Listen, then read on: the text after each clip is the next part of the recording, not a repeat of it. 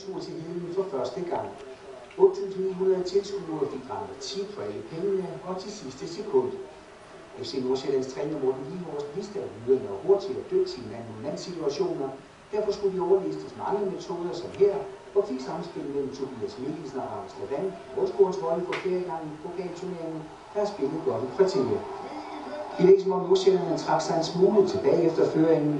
Her er det dybt presset, da Ibund på Jesper Julesgaard afleveringen sender bolden på tværs og to forsøg med Mikkel Thyssen styrbolden bag Jesper Hansen. I anden halvleg igen Nordsjællands listighed efter en midtjysk offensiv fra start. Netop indskiftede Matti Lund for vensbilledet, Finn Oviedo med en diagonal tværpasning mellem foran, her Anders Lavan bruge sin indsats som dobbelt målscorer. Og måske kunne han lukke kampen efter 63 minutter spil, hvis ikke Jonas Løsning var forberedt på skuddet. I stedet finder kampen sin anden dobbelte målscorer, kampens pokalfighter Mikkel Thyssens målnæse igen vejer, da han timer sit indløb og nærmest bukserer bolden til 2-2. For imens begge hold havde indstillet sig på forlænget spilletid, så ville indhopperen Søren Christensen det anderledes. I overtiden knalder han bolden ind bag Jonas Løsning efter Matti Lunds oplæg, og pokalen vinder igen i pokalernes by.